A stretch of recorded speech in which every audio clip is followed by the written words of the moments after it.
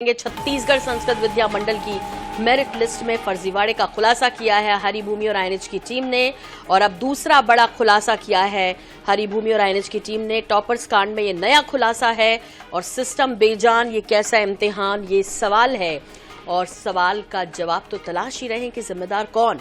INH और हरिभूमि का ये दूसरा बड़ा खुलासा है इस टॉपर कांड से जुड़ा हुआ। आपको बता दें कि इस वक्त की बड़ी खबर आ रही है और आईएनएच हरिभूमि ने दूसरे दिन भी इसकी पड़ताल जारी रखी है। यानी जिस तरह से संस्कृत बोर्ड में फर्जीवाड़ा चल रहा था, पास का खेल चल रहा था, उसको उजागर किया हरिभूमि की टीम ने, आईएनएच की टीम ने। और अब इससे जुड़ा एक और बड़ा खुलासा आपके सामने कर रहे हैं।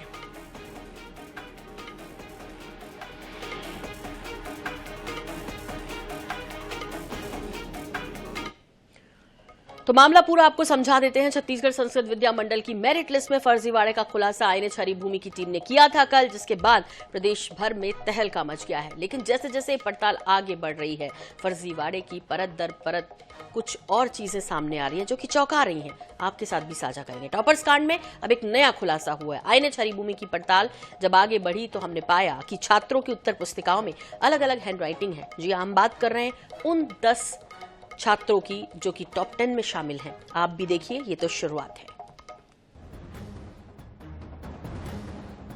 टॉपर्स कांड में आईएनएच हरिभूमि का दूसरा बड़ा खुलासा। टॉपर्स की उत्तर पुस्तिकाओं में अलग अलग लोगों ने लिखे उत्तर। मेरिट सूची निरस्त, लेकिन पिक्चर अभी बाकी है। क्या आपने बिना परीक्षा दिए कभी टॉपर्स बनते देखा है? यदि नहीं तो छत्तीसगढ़ संस्कृत बोर्ड के 10वीं के परीक्षा परिणाम देख सकते हैं। आईएनएच हरिभूमि ने जब 10वीं की मेरिट लिस्ट में हुई गड़बड़ी का खुलासा किया तो पूरे प्रदेश में तहलका मच गया। बोर्ड परीक्षा के फर्जीवाड़े ने न सिर्फ परीक्षार्थियों का भरोसा तोड़ा है, बल्कि प्रदेश भर के शिक्षाविदों और बुद्धिजीवियों को भी चिंता में डाल दिया है। मामला उजागर होने के बाद विद्या मंडल ने आनन फानन में छुट्टी के दिन अधिसूचना जारी करते हुए मेरिट लिस्ट को निरस्त कर दिया। नई मेरिट लिस्ट जारी करने की बात कही है, लेकिन गड़बड़ घोटाला सिर्फ एक परीक्षार्थी मोहनमती का नहीं है, बल्कि कहानी अभी और बाकी है। आईएनएच हरिभूमि के पास टॉप 10 में आए कई छात्रों की उत्तर पुस्तिकाएं हैं। इनमें एक ही छात्र की सभी विषयों की उत्तर पुस्तिकाओं में अलग अलग हैंडराइटिंग है। यानी इन छात्रों की सभी विषयों की उत्तर पुस्तिकाएं अलग अलग व्यक्तियों ने हल की है। हमारे पुख्ता सूत्रों के अनुसार टॉप 10 की सूची में जगह बनाने वाले छात्रों में से 1-2 छात्रों को छोड़कर बाकी सभी टॉपर्स की उत्तर पुस्तिकाएं एक से ज्यादा लोगों ने हल किए हैं। आईएनएच हरिभूमि के हाथ जो उत्तर पुस्तिका की प्रति लगी है वो रोल नंबर 24102722 की है। मेरिट लिस्ट में ये रोल नंबर मोहनमती का बताया गया है, जबकि फॉर्म के अनुसार ये रोल नंबर मनीषा गर्ग नामक छात्रा का है। इस रोल नंबर की सभी उत्तर पुस्तिकाओं में अलग अलग लोगों की हैंडराइटिंग है।